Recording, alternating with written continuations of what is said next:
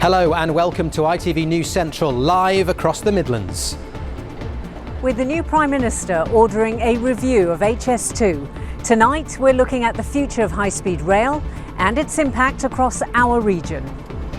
The high-speed rail line has been 10 years in the making, and behind me building work is underway here at Curzon Street. This is the site of its flagship station here in Birmingham. We're also in Towton in Nottinghamshire, which is key to the project and its extension to the north. But with continued political uncertainty, is HS2 still on track?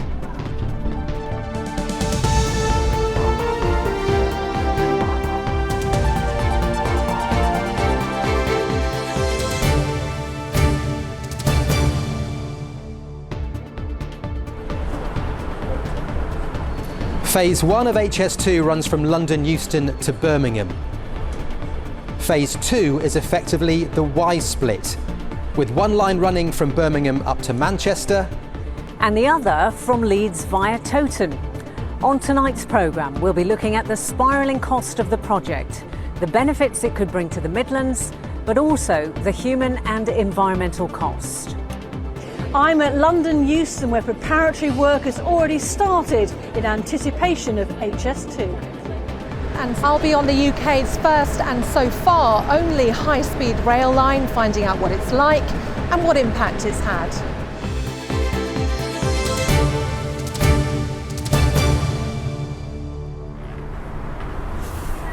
Good evening to you. HS2 might still be a long way off, but for people here in Birmingham, it already seems pretty real.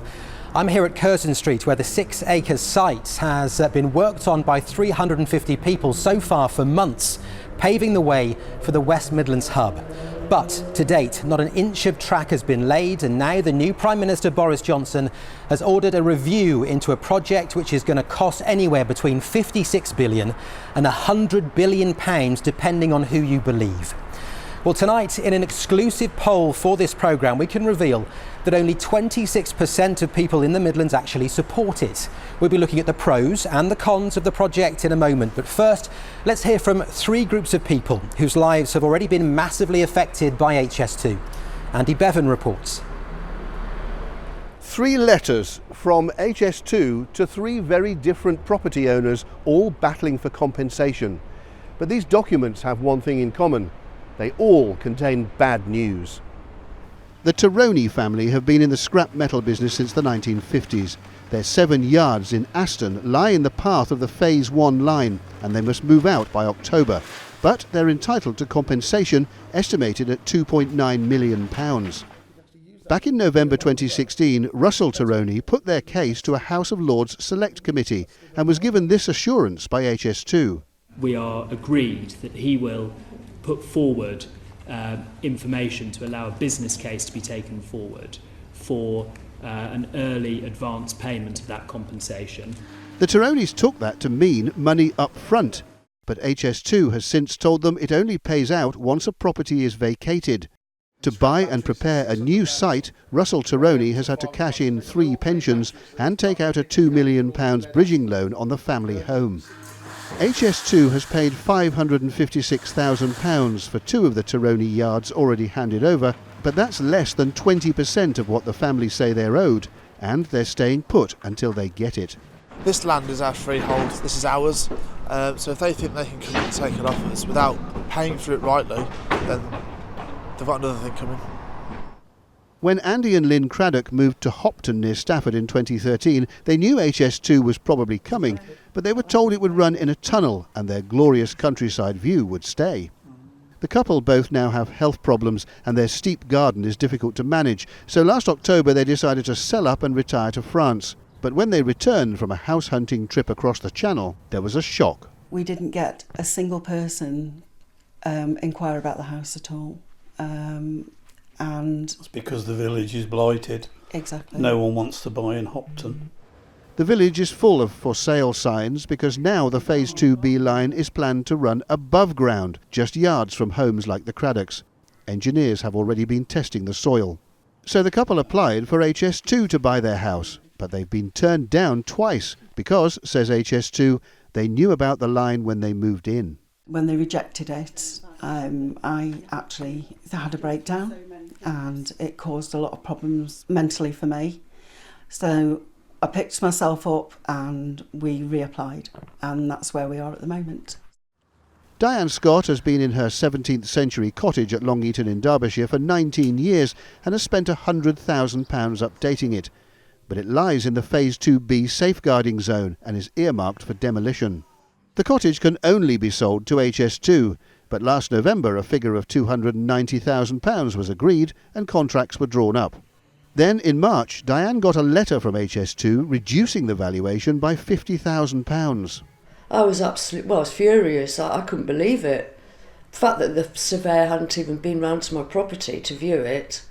Diane's MP complained to HS2 and got a reply from Chief Executive Mark Thurston saying he considered the lower valuation to be reasonable. I'm just told it's taxpayers' money, and well, I'm a taxpayer, you know. Yeah, it's criminal what they've done. Even HS2 doesn't know how many more of these letters it'll have to send out, but one thing's for certain, as the line makes its way through the Midlands, so does the misery. Andy Bevan, ITV News.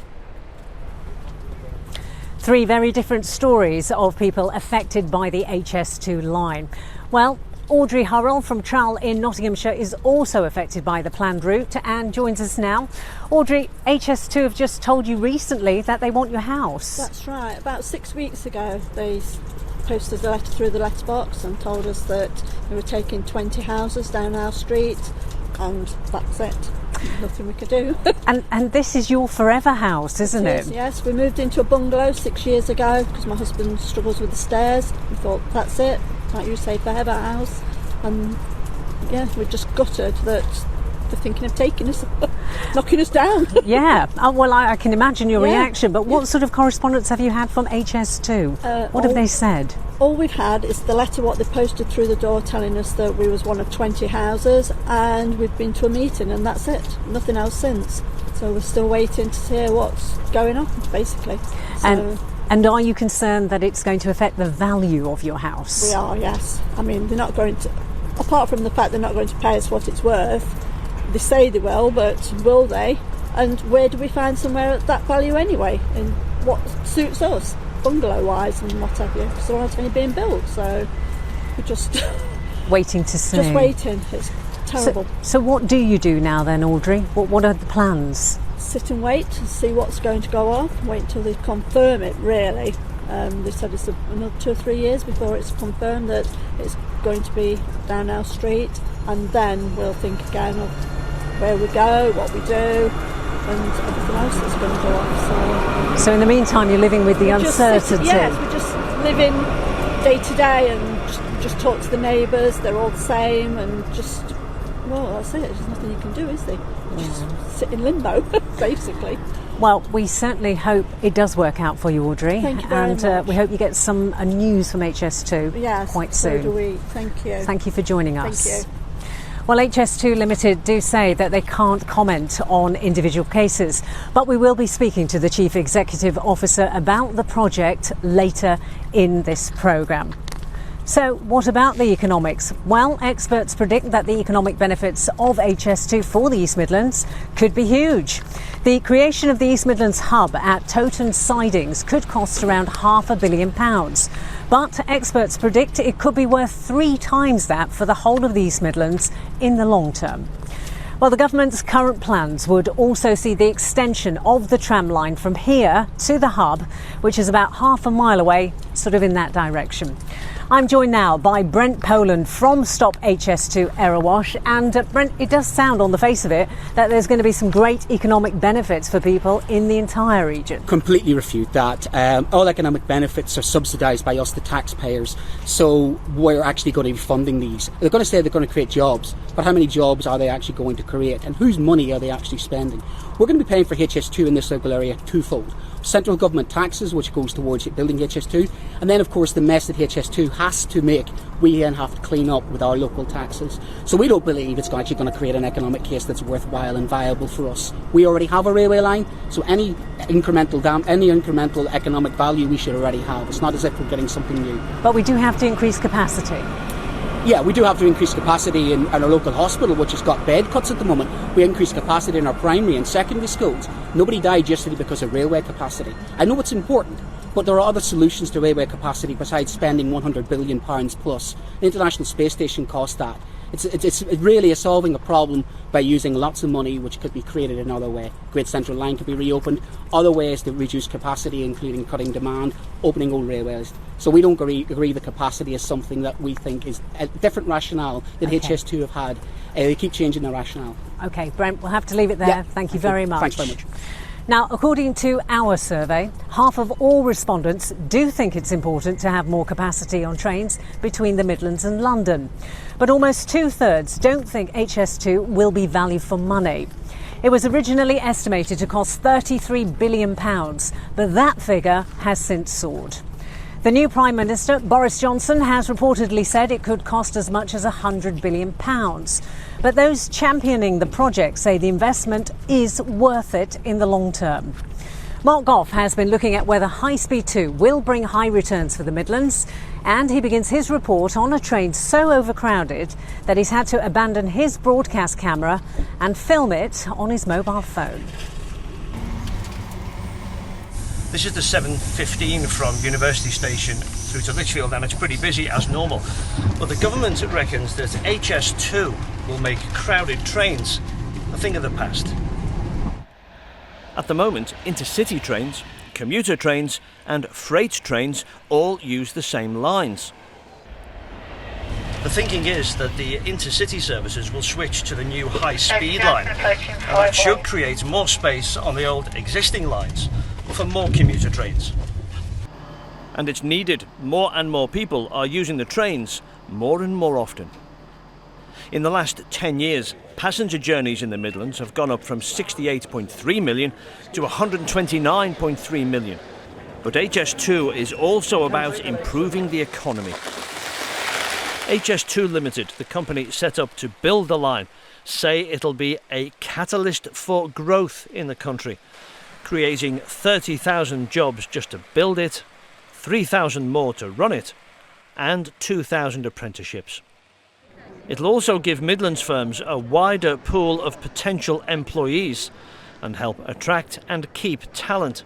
And, they say, it'll bring £92 billion to the UK economy. Then there are the knock-on effects. HS2 says for every pound the line costs to build, it'll bring £2.30 in economic growth. And many agree. The West Midlands Combined Authority says it'll create 100,000 jobs in the whole region, adding £14 billion to the local economy. This is the Clayton Hotel, which is owned by an Irish hotel chain. From the rooms they can see the preparatory work for the HS2 station at Curzon Street. And because of HS2, they're adding 44 more rooms and building a second hotel in the city centre. For them, HS2 makes Birmingham a great place to invest. HS2 linking to London will be 40 minutes. It means that Birmingham most definitely will become probably the second largest corporate city in the UK.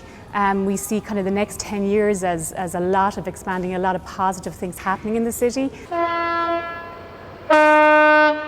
The station at Towton will bring 13,350 jobs and £5.4 billion to the economy, according to reports from local councils. But the Government Affairs Committee in 2015 said investing in transport infrastructure doesn't necessarily lead to economic growth. And in 2014, the University of Oxford said it can't be assumed that HS2 will automatically bring economic growth. HS2 has changed its business case since those reports came out, but MPs still say more up-to-date analysis on the economic benefits is needed. Mark Goff, ITV News. Our poll shows that 26% of people are in favour of HS2. It also revealed that 39% oppose it altogether, while 26% were neutral. The campaign group Stop HS2 was set up in 2010. Earlier, we spoke to Joe Rukin from the campaign about our poll, which also shows more than half of those questioned feel it's important to increase capacity between London and the Midlands.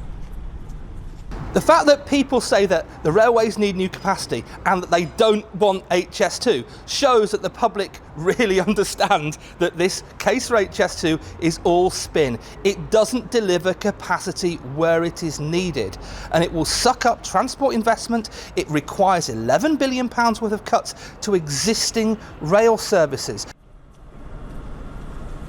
Well, 54% of people in our poll said they were concerned about the environmental impact of HS2.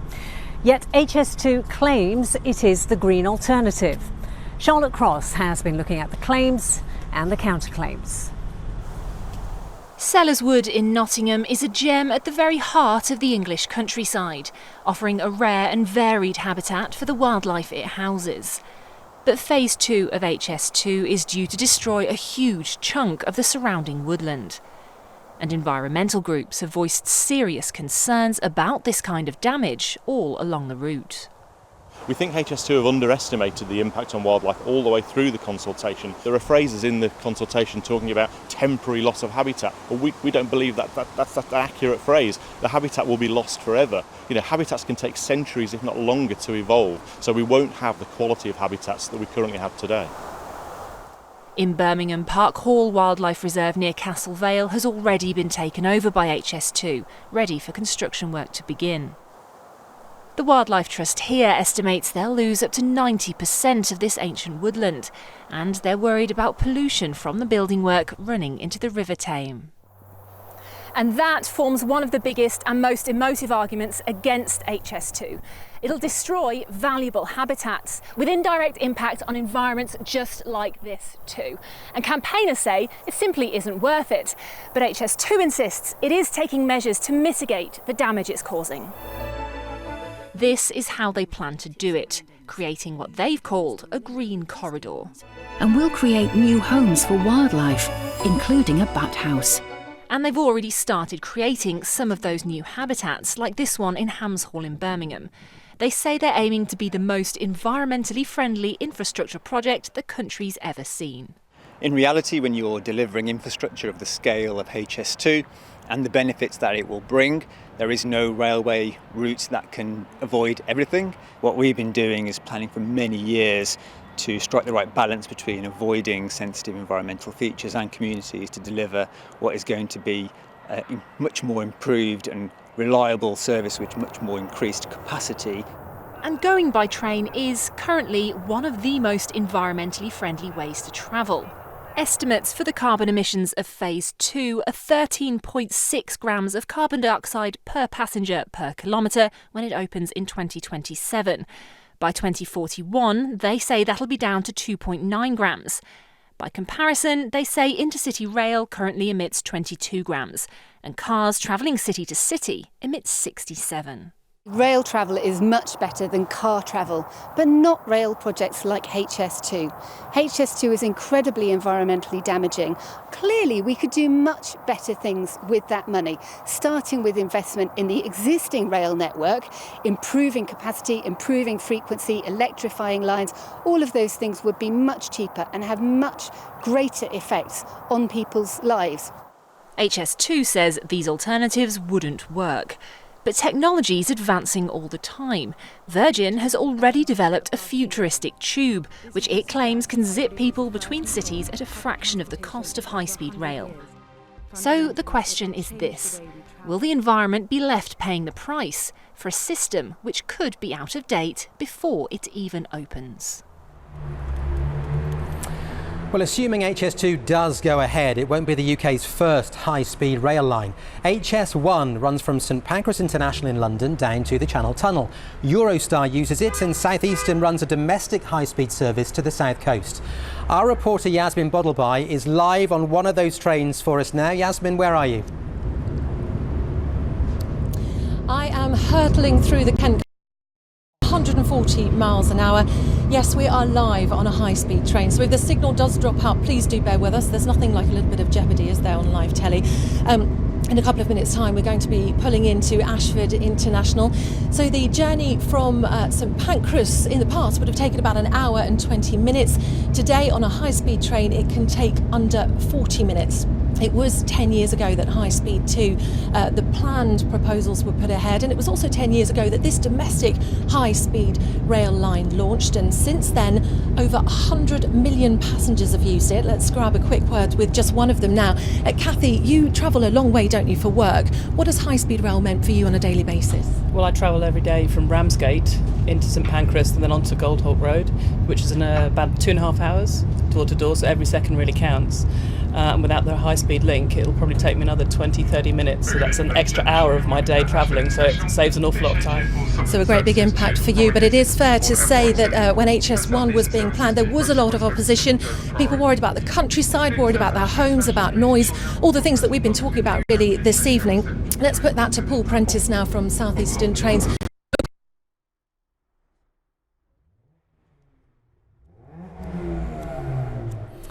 We were doing so well there, weren't we? But they were going 140 miles an hour down there in Kent, so they did pretty well. I'm joined now by Mark Thurston, about as quick as that guy there actually.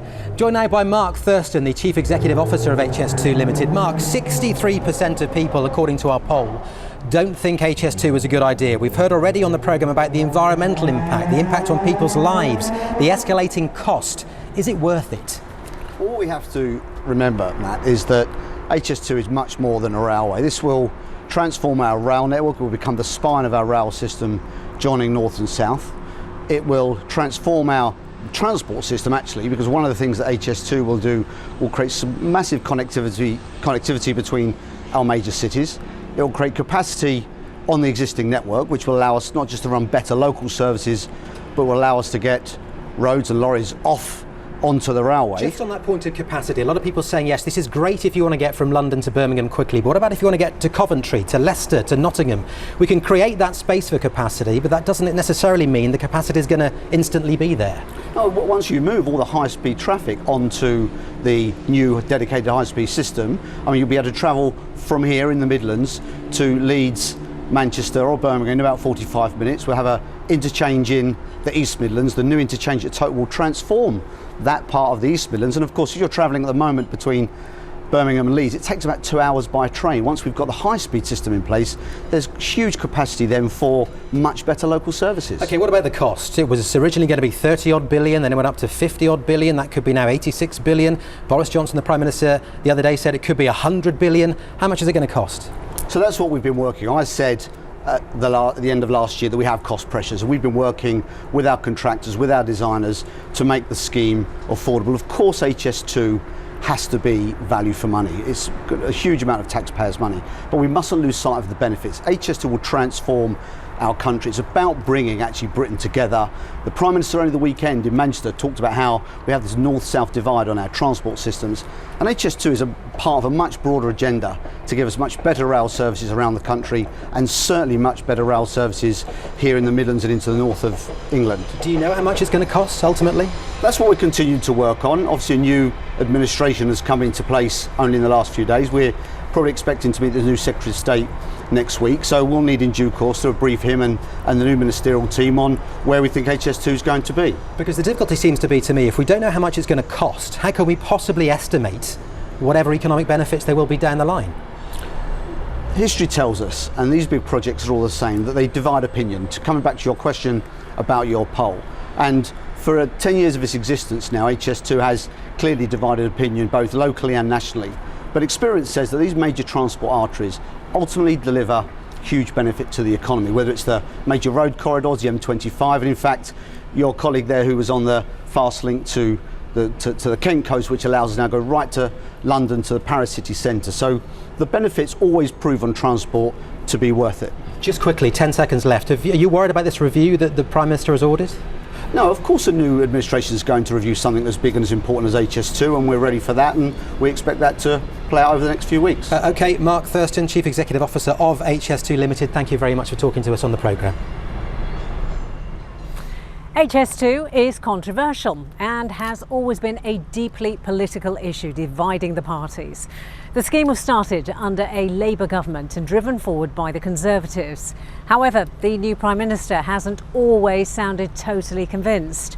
Our political correspondent Alison Mackenzie joins us now from Euston Station in London, where HS2 trains from the Midlands are due to start arriving in 7 years. Alison. Yes, good evening from Euston. £1.5 billion is being spent here getting ready for HS2. Our cameras have been here all day. Contractors on site clearing the way, demolishing, a hotel I stayed at once is no longer there. But politically, we saw Boris Johnson, didn't we, on the steps of Downing Street declaring his passion for big rail projects. And we learned his views on HS2 on the ITV Leaders' Debate in answer to a question from Julie Etchingham. Should HS2 be abandoned, Mr Johnson? I don't think it should be abandoned. I think it's extremely expensive, and I think the business case is dubious. I think we should examine it. We should do a review, and I want to see whether the cash, which is huge, 100 billion, should be better prioritised in the north of the country. You. Now, in that exclusive YouGov survey, we did see a difference between Remain and Leave voters, so that might affect the Prime Minister's view. Leave voters, it showed us, are by YouGov, are much more likely to oppose HS2 than Remainers, so could that affect his decisions in future? No Transport Minister is here with me tonight. We offered the Secretary of State, Grant Shapps, to come on and answer our questions. He preferred not available, but they did say in a statement to us the purpose of the review is to establish if the government is satisfied that HS2 represents value for money. And on that Y plan section of the route, they say the review will decide whether or how to proceed. And of course, the Y plan doesn't even come before Parliament until 2020. OK, Alison in Westminster, thank you. Interesting stuff. Well, that is almost it from us for tonight. Here at Curzon Street, you can see the effects of the preparatory work so far of HS2, but it's still years away from being operational. The first trains won't be tested on the Birmingham to London line until 2024, and we won't be able to use them until 2 years later when the line opens in 2026. That's if it all happens on time. Well, that's goodbye from the team here in Birmingham and over to Samina, where the wait for HS2 will be even longer. Yes, the plans here haven't even been signed off. Birmingham to Manchester and Birmingham to Leeds via Toton will only start after all bills are finally passed in 2023. If everything does go to plan, the full network is expected to open 10 years later. According to our survey, a third of people we spoke to don't believe the first phase will ever happen. However, if you're a supporter of HS2, you can take comfort from the fact that a third do think it will happen. Wesley Smith will have a full roundup of the day's news in our late bulletin at 10:30. And of course, there's more of the day's news on our website. For now, though, from the team here and in Birmingham and indeed throughout the country, from all of us, good night.